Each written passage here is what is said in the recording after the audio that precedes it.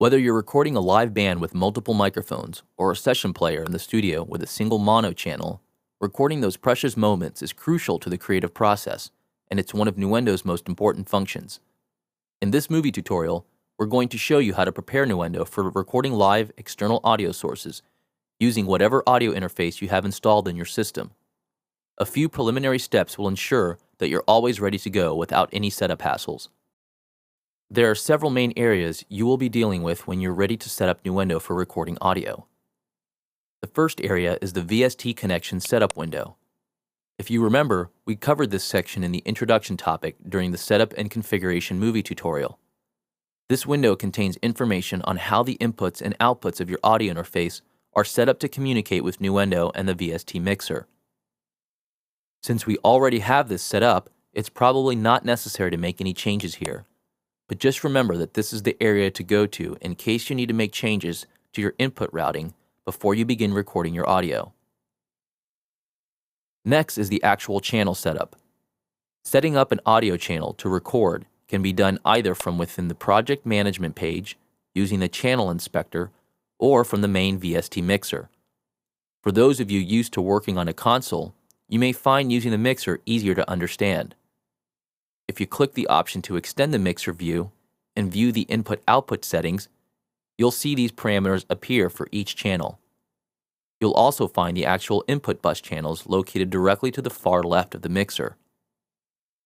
Now that we are here in the mixer, let's go ahead and take a closer look at the key functions you will use when you're setting up a channel to record. First, you'll need to assign the proper input channels. If you click on the input field, a list of all the available inputs will appear. This list is created from the VST connections page that we've set up earlier. The input configuration will also reflect whether you are using a mono or stereo channel. Once you have your input set, you can reverse the input phase if necessary. Now that you have your input selected, you'll want to refer to the corresponding input channel to check for levels using the input channel buses to the far left. Here we can see we currently have some level coming in from inputs 1 and 2, so it looks like we're all set. Now we need to record enable the audio track. This is easily done by just pressing the record button. Once it's red, the track is armed and ready to record. If you need to hear the signal while you're recording, you can enable the monitor button and the signal will now be heard through whatever output is set for this audio track. In this case, the audio track is set to output on stereo bus 1 and 2.